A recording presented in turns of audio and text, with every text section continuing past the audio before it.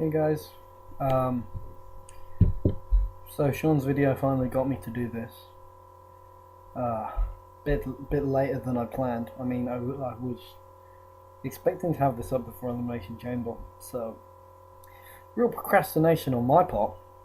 But Road to WrestleMania has been, well, it's been long considering the main event of WrestleMania has been set since, what was it? April of last year, and it's almost March. That's 11 months. The moment the first match is announced, that's really when the road starts. It's been more like a highway than a road. Motorway, if you from my part of the woods, from my neck of the woods. But anyway, yeah, I've decided that I'm gonna basically take over and I'm gonna do things my way because I'm cool like that. But I'm not gonna really do anything hugely out of the ordinary. I'm not gonna go and get Bobby Roode from TNA and put him in the main event at WrestleMania. I'm gonna what I'm gonna do is I'm gonna take over from a point, run from that point through all the way through to WrestleMania. So my catch. See, I was thinking about taking over Survivor Series, taking over the Night of Survivor Series, and then going from there. But really, looking at Survivor Series, there's not a lot I change. Like, I mean, literally looking at that card, I wouldn't have changed the match result, and I don't think there's really any way I could have booked that better than the way they did, because they sort of booked shit. So instead, I'm going to take over the pay-per-view after, which I feel like, whilst I enjoyed TLC as a pay-per-view, it wasn't structured well, and some of the match results were a bit off, and the way it was laid out and what came from it was a bit So I'm gonna start with what I would have done at TLC. I've obviously got to keep the same card. I wouldn't have added any matches. You didn't need to add any matches to this card because this was a pretty decent card out on its own. So, but yeah, the show would open with Mark Henry coming out, cutting a promo, basically saying he's going to kill the Big Show because they've got the chairs match tonight. And Big Show would then come out and, well, what do you know? That's a way you can open the show with a world title match. I mean, the match isn't going to be long. It wasn't long. I mean, I wouldn't have changed the match itself that much because that match was fine. And I wouldn't have really changed what happened afterwards. Just the way everything did happen worked well for me because they wanted to turn Daniel Bryan heel, which was fine. Which I kind of want to run with that because I just think Bryan is much better as a heel than he is as a face. So, roll with turning Bryan heel. He comes in, Big Show wins the title, he cashes in on the Big Show with Money in the Bank, wins the title, so that's that out of the way. The tag team titles, obviously, with hindsight on my side, I would switch the titles then and there. It's much better to switch the titles on a pay-per-view than to switch them on a random Raw, just because Evan Bourne failed the drugs test. Or don't switch them on Raw because Evan Bourne failed the drugs test, as was the original case.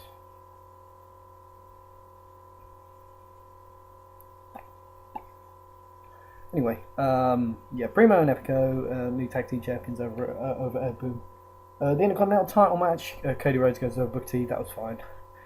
The Sledgehammer ladder match was Kevin Nash and Triple H, is just so stupid. I didn't want this match to happen in the first place, but just the way they booked it, this shouldn't have been the end for me. And as much as I really didn't want to see another match, I mean, it was probably as good as it was going to be. But I just couldn't see the match just end there and then. So what I would have done is I would have had Kevin Nash go over Triple H. I had him hurt him, basically. Like, badly hurt him. So maybe Triple H is out for a while. Not like 4 months. But he's hurt again. And he's gone for a bit. Just wrong as that is. Divas Championship, Beth Phoenix over Kelly Kelly, that's fine. United States title, Why, if you're building Dolph Ziggler, why job him out to a joke like Zack Ryder and then make Zack Ryder look stupid by jobbing him out to Jack Swagger and having Dolph Ziggler jobbed out every single week? It just seems stupid to me. So I would have just had Dolph Ziggler retain because he didn't do anything with that. I mean, it was a huge pop for him at that show. And it would have been nice to have seen him win the title and then go on from there and go from strength to strength, but he didn't. You know, it just seems stupid. The tables match, Randy Orton should have won that. Wade Barrett should have. Wade Barrett goes over. It was a fine match, but Wade Barrett needed to win because he's the heel. He needs to put the heat on the heel. I mean, Randy Orton wins at the end. I mean, just the way the feud sort of combusted. That's just the way I felt it went, and I don't think it should have gone that way. So I would have had Wade Barrett win, and then CM Punk retains the title over Miz and Del Rio in the TLC match. That's fine. So that's all fine. Which sorry, I completely forgot. But a little note for the Cody Rhodes versus Booker T match. Cody would beat down Booker T after the match, and Dustin would come out and make the save. So there you got that. And Cody would shove Dustin and then leave. Between TLC and the Royal Rumble, because obviously the Royal Rumble is, you don't really need to go too in depth with matches there. But basically, Daniel Bryan would come out, having celebrated in front of Michael Cole. He would come out on the Raw and he'd just call Michael Cole out, like, get in the ring, face me, let's go, let's do this. And Bryan, the slip is made that if Bryan wins, that Cole is gone from the commentary. He's gone. And if Michael Cole wins, then Bryan says he will leave the WWE forever. So late that night, in the main event, Daniel Bryan taps Michael Cole out to the bell lock, and we get rid of Michael Cole from commentary, and he's gone. And JR comes in and replaces him. Simple. The CM Punk versus John Laurinaitis feud has already started, so yeah, just carry it on. I have no real problem with the way it was worked, because it wasn't a great feud, but they worked it the right way in my opinion. And just take away the GTS and the whole Laurinaitis admits he's going to screw Punk, because that was just stupid. And I would have Dolph Ziggler versus CM Punk in a non-title champion versus champion match, and Dolph Ziggler would win via count out, and that would earn him his Royal Rumble title match. With obviously the way sort of similar to the way it actually happened, but what I would do is I would have Punk fake out and basically like act like he'd injured his knee. Like the way when he lands, he like immediately grabs his knee, so it doesn't look like he's just fallen over the top rope and he's just lying there for a bit because he wants to get counted out. You have to, like, it's not believable for starters. But I mean, if you actually have Punk's knee's gone. Punk blew out his knee, and his knee's injured. You build that up, then he's got to compete for the title on a bad knee, and then you're going to have Laurinaitis is going to make himself the guest referee, and then basically you've got Laurinaitis screwing Punk. You've got Punk with the knee injury. You've got Punk against the United States champion, a guy who's on the hot streak, Dolph Ziggler.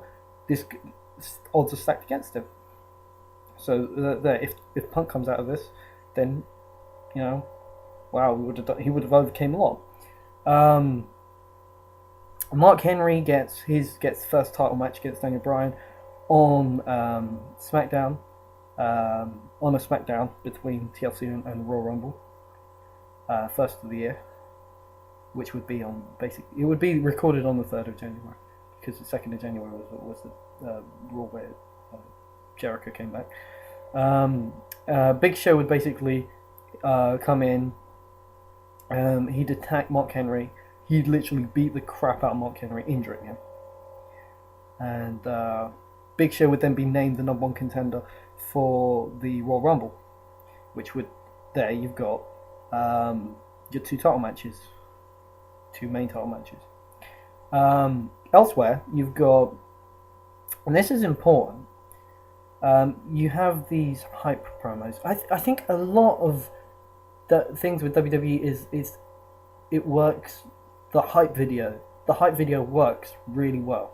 I mean, something as simple as some guy just hitting loads of high spots. Just have loads of high spots. A video of somebody doing loads of high spots, and then just, my name is whatever, and then say he's coming whenever. I would do this with Seth Rollins. I would have loads of Seth Rollins promos spread throughout Raw shows, throughout SmackDown shows, leading up to his debut in the Royal Rumble match. He's going to be in the Royal Rumble. And they're going to, the way you're not going to build him up. He's not going to appear on TV. He is going to appear in hype videos, and maybe you have a sit down interview with him, but you just build him up. Like, this kid's coming in, and he's going to be a big deal. So that's simple enough of that. Kevin Nash would come out and brag about ending Triple H's career, as he does, because it's Kevin Nash. And basically,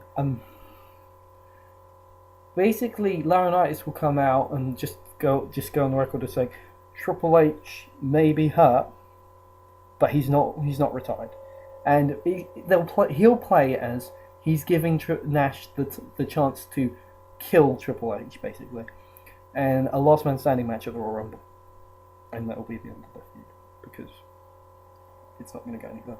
And Nash will be all smiles because and Laurinaitis will play it as you can do anything you want, you can kill it, if you want, you can actually kill him.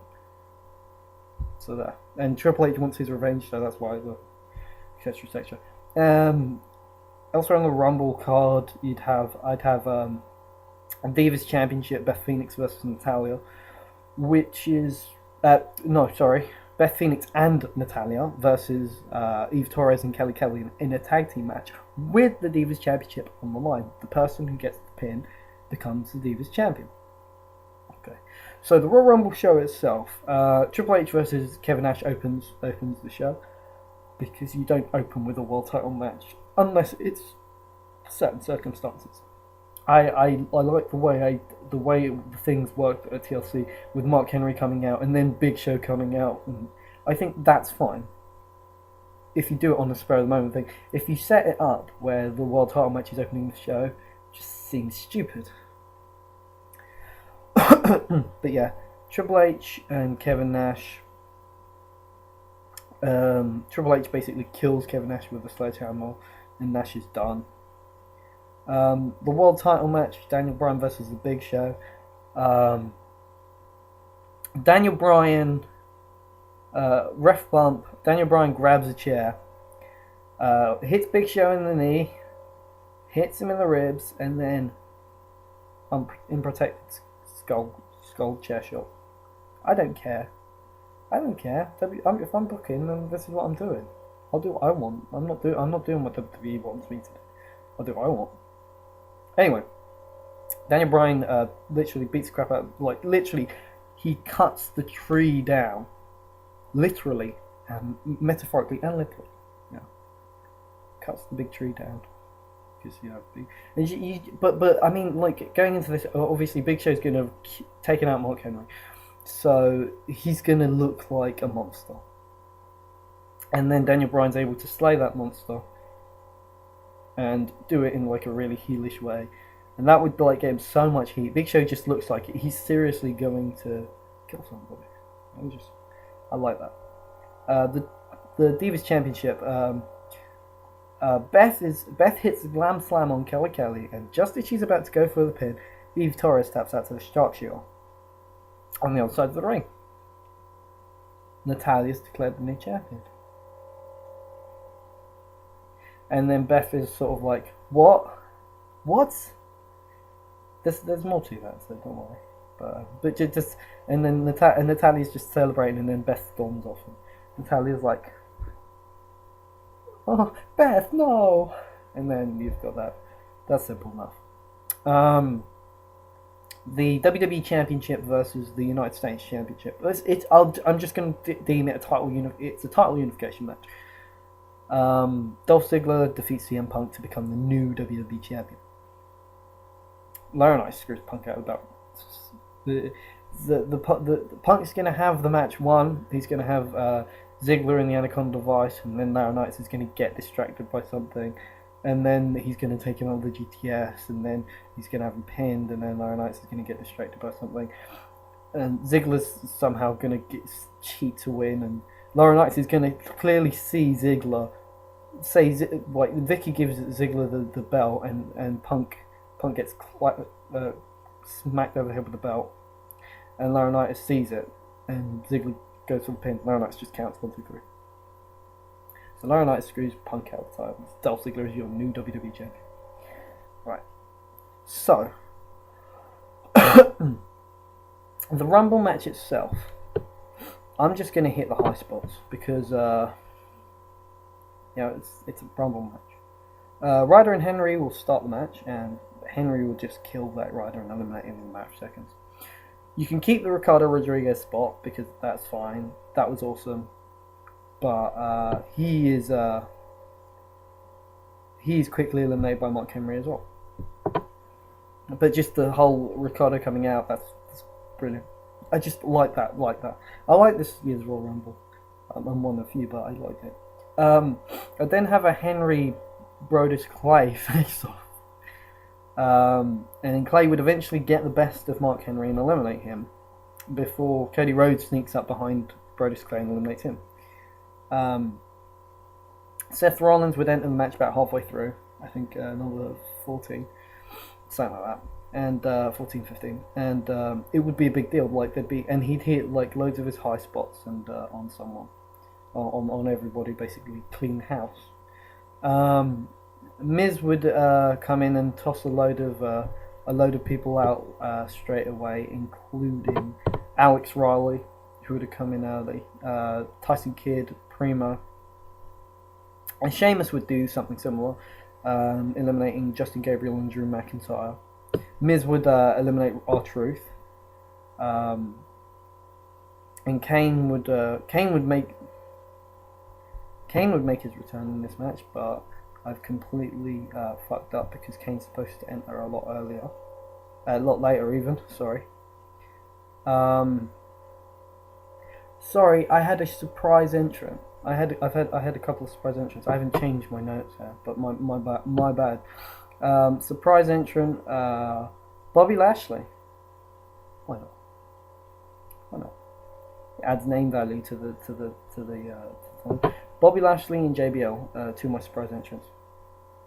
Bobby Lashley comes in, eliminates Unica. JBL eliminates David Otunga and Sheamus. No, there's nothing there. It's just, why not? Wade Barrett eliminates Bobby Lashley. Seth Rollins eliminates The Miz.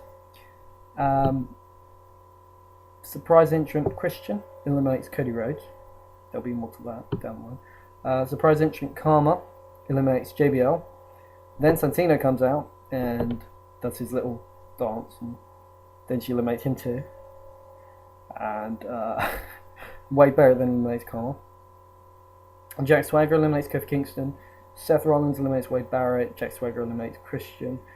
Kane comes out and eliminates Jack Swagger. Kane's 29. Undertaker is 30.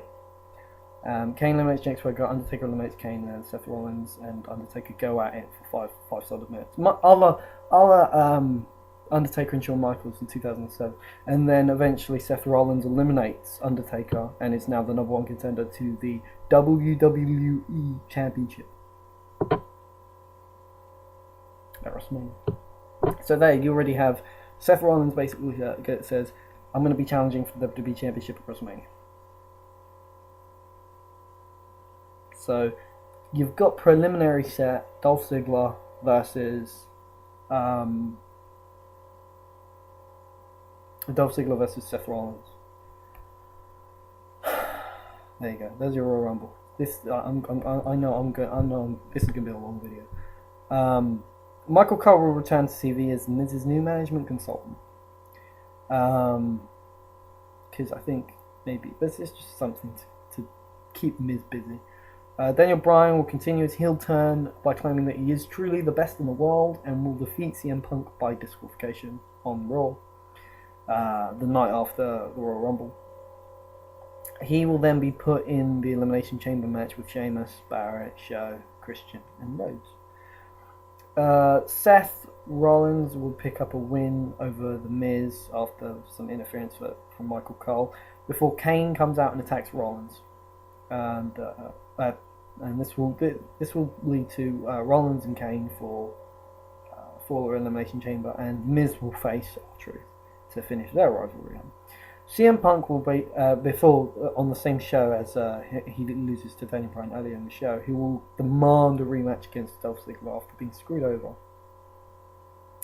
And then you have the whole deal with Laurinaitis having a job evaluation and all that. That was fine. It was just all happened too quickly. Dolph Ziggler would award the title to Jack Swagger. There'd be a tag team match with Kingston and Punk against Swagger and Ziggler, and Kofi Kingston would get the pin on Jack Swagger, and that would set up Swagger versus Kingston for the United States Championship. And notice only one Elimination Chamber match at Elimination Chamber, because I think that works a lot better. CM Punk versus John Laurinaitis. Yeah. Triple H would come out and do the whole job evaluation deal, and Punk would say, I've got a better idea than just firing him. Give me a match with him. If I win, he's fired, and I get my rematch at Dolph Ziggler at Elimination Chamber. If he wins, I'm fired, and he'll keep his job. And Triple H is all over this. And it looks like Laurinaitis is actually going to get away with it. But alas, CM Punk gets the win, leading to Dolph Ziggler versus CM Punk at Elimination Chamber. As far as the whole Diva situation is concerned, they'll have a confrontation, and Beth will basically call Natalya out on stealing her title, which Natalya won't be overly happy with. So Natalya will say, "Fine, I'll fight you for the title. No problem. I will give you a title match gladly." There you go. So that sets up that pretty easily. So the Elimination Chamber pay-per-view, the United States Championship, Jack Swagger retains over Kofi Kingston. The Miz goes over R-Truth. Simple enough. Seth Rollins goes over Kane to help build him, because I think Kane's a good heel. I mean, it would be Moss Kane. Kane's good heel to get somebody ready for the main event. I don't need him to be on the microphone. Don't need Kane to be on the microphone. Kane just does things. I like that about Kane. I like the Kane that just went out and did things. Like, he would beat somebody up, and just for no, well, why not? He'll come out and he'll chokeslam this person, and that'll be it. Or he'll come out and tombstone this person, and that'll be it. Was there ever really a story to the whole Pete Rose thing? To begin, why did he tombstone him in the first place? But it kept happening. So, you know, why can't things just be simple these days? Kane comes out, attacks Seth Rollins. Seth Rollins and Kane have a match. Seth Rollins wins. The WWE Championship match. Dolph Ziggler against CM Punk. Now this is where you set up. This is where you bring him back. This is where you bring Jericho back. You don't build it. You don't need January 2nd promos or whatever they were. No. The girl will beckon when I return, and whatever the hell that was. Just simple. Jericho just shows up, costs Punk the match, hot shots him across the top rope. Ziggler rolls behind the referee's back. Ziggler rolls Punk up, holds tight, retains the title. How easy is that? So there you've got two WrestleMania matches. You've got CM Punk versus Chris Jericho, and you've got Dolph Ziggler versus Seth Rollins. WWE just overcomplicates everything. The World Heavyweight... skip the match. Divas Championship, Natalya, Neidhart, and Beth Phoenix. They would be basically... They'd have a good, solid 10-minute match.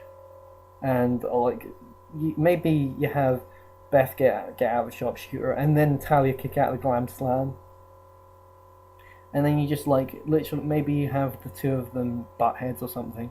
And then Karma's music hits. And she hasn't been seen since the Royal Rumble. And she'll just come out and she'll kill the pair of them. The implant buster on both of them. And she'll take the title belt and she'll just look at it. And then she'll just start laughing. And she'll drop the belt and she'll leave. And that sets up the triple threat match for WrestleMania. I mean, seriously. How easily are some of these matches just set up? I mean, all it takes is one teeny tiny little thing. Easy. The World Heavyweight Championship Elimination Chamber. Cody Rhodes would eliminate Christian. Daniel Bryan would eliminate Sheamus and The Big Show. Sheamus would be last eliminated. Cody Rhodes would be eliminated by Sheamus. Wade Barrett would be eliminated by Sheamus, and then Sheamus would be eliminated by Daniel Bryan. Simple. And Daniel Bryan would be in the ring, booed after the match, and Randy Orton would make his return. First time Randy Orton's been seen since Wade Barrett beat him at TLC. Because you need to give these top guys time off. I mean, he's one of the guys that works pretty much all the time. I don't hate Randy Orton. No. Give him time off. Just why not? Give him time off. I mean, before he gets injured, you know he's going to get injured, so give him time off. He makes his return. He gets into the chamber. He has a bit of a stare down with Daniel Bryan.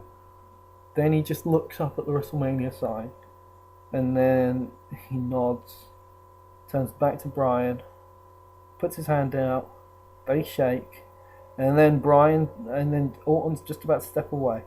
Then Bryan goes to lay him out with the belt. Orton ducks. RKO. World title match. Fucking simple booking.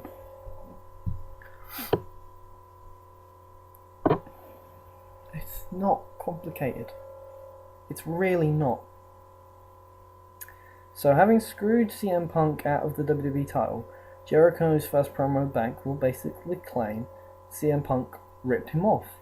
He will even go as far as to show video evidence, because he is so obsessed with the idea that CM Punk just wants to be Chris Jericho. He'll even hark back to the feud he had with Shawn Michaels. You know, I remember 10 years ago I was talking about how I wanted to be the next Shawn Michaels, and now here we have CM Punk who wants to be the next Chris Jericho. Just these things like this, and I mean, he ripped off my promos, he ripped off my gimmick. I mean, this guy just wants to be me. Simple. Rollins and Ziggler, that's set up. Beth and Natalya, Karma, that's set up. Christian eliminated Cody from the Royal Rumble.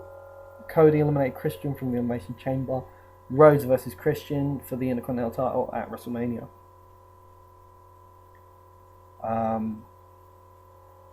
You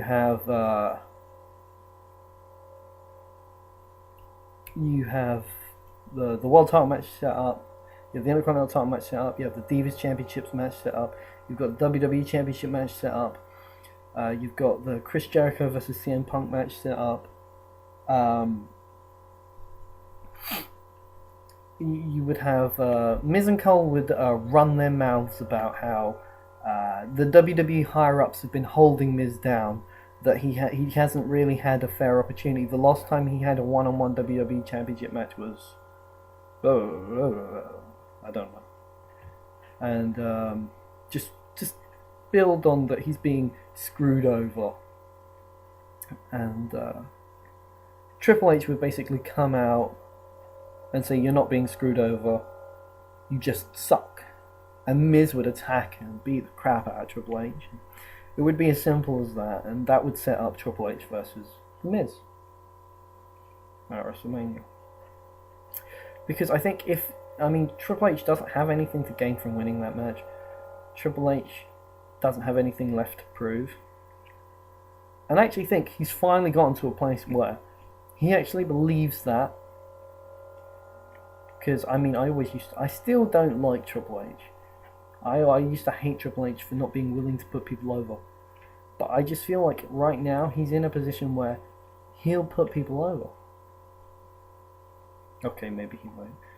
If you're not named Undertaker, then he won't do it. But I just feel like if you asked him to put Miz over, he would put Miz over. Anyway, Money in the Bank, that's set up pretty easily. You don't even need, maybe just have qualifiers. That would be Wade Barrett, Kofi Kingston, Big Show, Jack Swagger, Kane, Sheamus. I think I said Sheamus. Not Sheamus. I don't think I did say Sheamus. And Alberto Del Rio. So there, that leaves 2 matches that I need to talk about. One Undertaker match. Yeah, I would have Undertaker on the card, no matter what he looks like. I would hype this by just before Elimination Chamber and on the show itself, and preceding weeks, I would have these really dark promos, these dark hype promo videos, where it's basically late at night in like a graveyard, and you've just got somebody you've got a group of druids sort of pouring dirt into a grave, and the gravestone reads 19-0, rest in peace. And then eventually, you'd see more and more throughout, and then eventually you'd get the shot of actually in the grave is the Undertaker in a glass casket. So it would basically be saying, well, it's going to be the end of the Undertaker's career, and eventually he would come out on Raw and he would cut a promo that would basically draw the curtain back.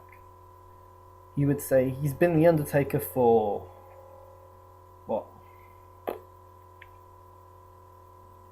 20 plus years. 20 plus years.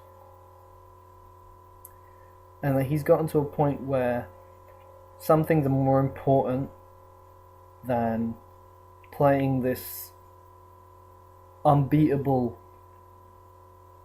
phenom of the WWE, and that he's got to think about other things, that he's got to put himself first. He's got to put the person he is, he's got to put his family first, he's got to put Mark Calloway first.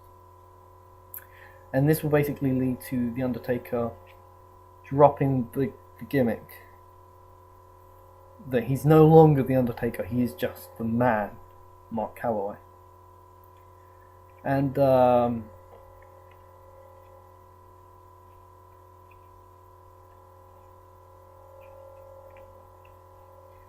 this would be where I would have the Great Muta, Keiji Muta, come out, and I'm not sure how good Muta's English is. so I might have a translator, and he would basically say the same thing. That he's not the Great Muta anymore, he's just the man Keiji Muta. And I think American, I don't know how, I wouldn't say that the American fans as a whole necessarily know that he wrestles as Keiji Muta. I think they would know him far better as the Great Muta. And that it would be like he wants to face The Undertaker at WrestleMania. That Keiji Muto versus Mark Calloway. Two of the greatest gimmicks in professional wrestling history should be put to bed against each other. That they will be themselves under the mask for one last time. They will they will take the plunge one last time. That will set that match up beautifully. Right, I literally just thought about that as I was going along. That's why I was a bit slow between the cold, because I wasn't sure about this whole Great Muta thing, but whatever. Which leads us to the main event, Rock versus Cena. Yeah, I've had a problem figuring out how to hype this, because because you can't do matches because it's The Rock. I think The Rock being on a Raw, wrestling on a Raw, is just stupid. Cena just wrestling and The Rock not wrestling just seems stupid to me.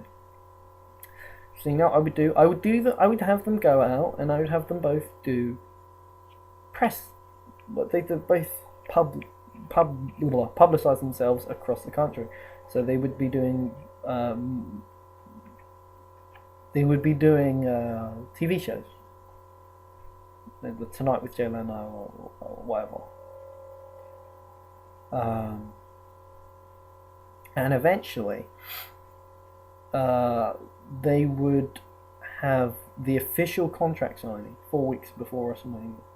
The match has been set for so long now, and then they would actually have a brawl, like it would break down into like a literal fight, and they would have to be separated. And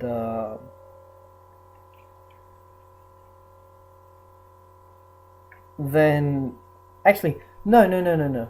They would have a brawl, and then they would have a contract signing.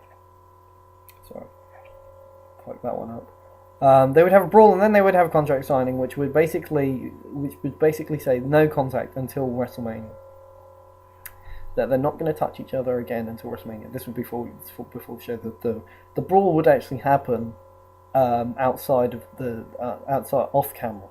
It would be I don't know. They would be doing a press thing, and then they would end up fighting, and it would be shown on WWE.com. It would be shown on the TV shows, and hell, they'd both be taken away by the police. They'd both be arrested. And neither of them would press charges against each other, but I think that would get a lot of media attention on the whole.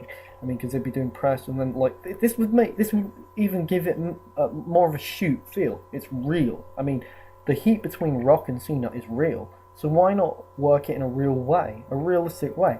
Why not interact with the public in a way that, you know, like most of these guys are just working. They're just doing a job. But you know, these guys actually want to fight. So yeah. But yeah, you just can't do things the way they are, and because that's like Cena being on TV every week and The Rock being there every now and then just feels so lackadaisical. I don't like it at all. It's just, if anything, it's when The Rock does show up, I care less about this match. The thing, the whole idea behind this match, like the whole draw behind this match, is that I rarely ever see The Rock, and each time The Rock shows up, it just feels like it takes more and more away from the match.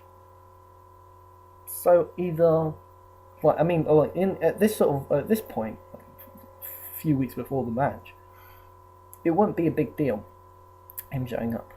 It wouldn't be as big a deal for me anyway. So you can have him show up. You can have him do this match or that match. You can have him just the way that I work that is I feel like, you know, it would sort of generate interest in a way that's unique. It's really unique for, like, I mean, this match itself is unique.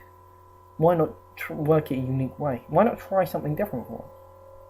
There's a problem with WWE that they don't try new things. They don't. I mean, how will you know what does and doesn't work unless you're willing to try it? And I mean, what better situation? I mean, this is a completely unique match. This is like people think. Well, people know these guys legitimately don't like each other, and they're two of the biggest stars in WWE. And the constant Cena, oh, Rocky isn't here. I've been here 7 days a week. It's just boring. Don't have them there. Don't have them there. If Cena's so pissed about being there all the time and Rock not, don't have him there. You don't have to have him complain about it, because it's just annoying. Cena sounds like a little girl. But yeah, just the way they work this match, just. But maybe even for the you don't even need them there.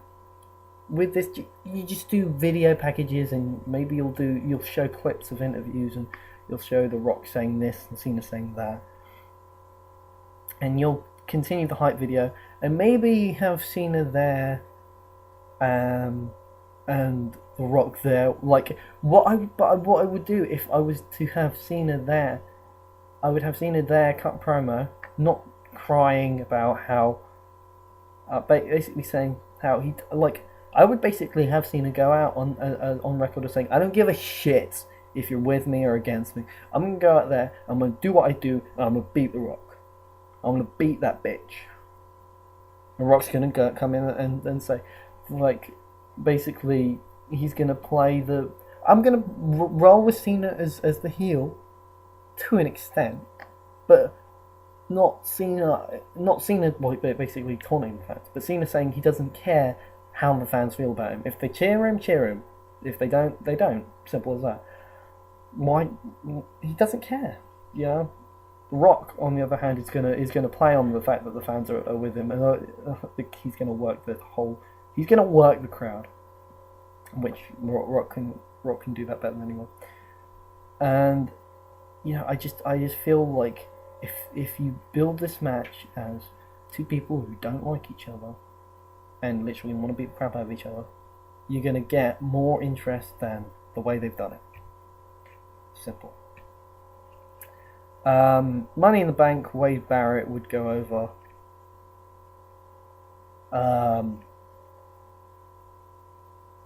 I just feel like he is the guy to go with out of those guys.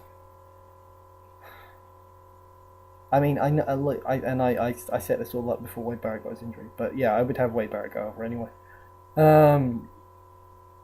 Christian would have Edge in his corner, and Cody would have Dusty in his corner.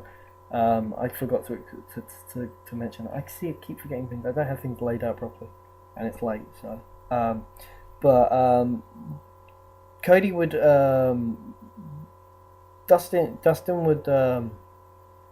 Cody would come to blows, and Cody would slap, and Dusty would try and get in the middle, and Cody would slap Dusty, and then it would happen again in the second week. Like Dusty would be like really physical with Cody, and then Cody would like properly like slap him, and then Dusty would like look like he's gonna completely beat the crap out of Cody, and then you'd have Dustin attack Cody and beat the shit out of him, and then Dusty would try be like, get off him, just and then Dusty would beat the crap, would turn on Dustin, and they would both beat the crap out of him, and I'd have Dustin do the running hair and cost Cody the title. And I'd have Edge sort of counteract Dusty. He's going to be in the Hall of Fame. Why not have him in Christian's corner and have Christian as a face? Miz and Cole would go over Triple H. Simple. Daniel Bryan, I'm just going to go through the finishes. Daniel Bryan would go over Randy Orton, retain the title. Khan would go over Natalya and Beth Phoenix. This WWE Championship match is really important. Dolph Ziggler would go over Seth Rollins. The way I would work this is that Dolph Ziggler would continue, like Ziggler would hit Rollins with everything, and Rollins would kick out. Ziggler would have the sleeper in, Rollins would escape. He'd hit the zigzag, Rollins would kick out. He'd hit the zigzag off the top rope, Rollins would kick out. He'd hit super kick, Rollins would kick out.